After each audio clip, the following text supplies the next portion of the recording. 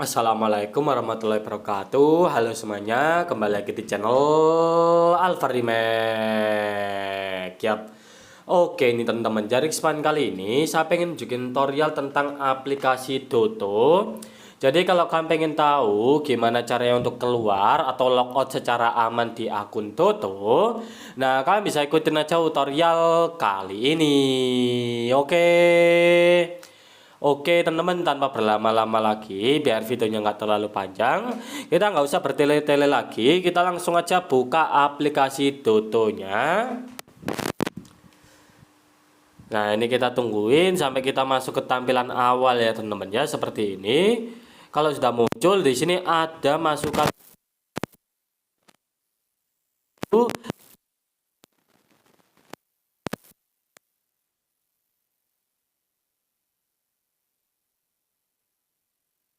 ke akun seperti ini.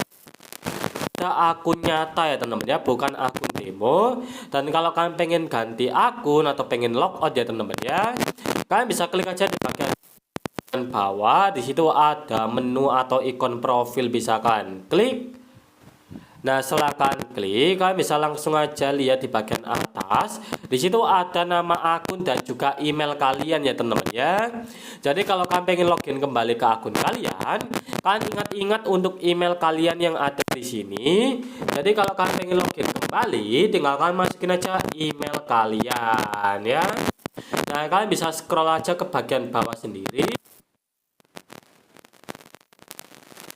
Kalian bisa klik. Nah kalian bisa lihat saya sudah terlogout dari akun Doto saya. Jadi kalau alasan kalian tuh pengen logout itu pengen ganti akun atau pengen buat akun baru teman-teman ya. Nah pokoknya alasan kalian, nah kalian bisa login lagi ke akun kalian. Kalian klik aja lanjut dengan email.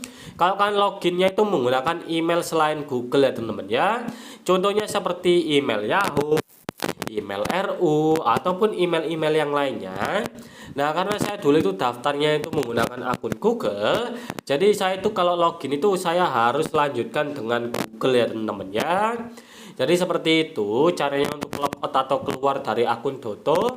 Kalian bisa ikutin aja step by stepnya. Dan kalau kalian masih bingung atau kalau kalian pengen tanya-tanya teman-teman ya, nah kalian bisa langsung aja tanyain di kolom komentar.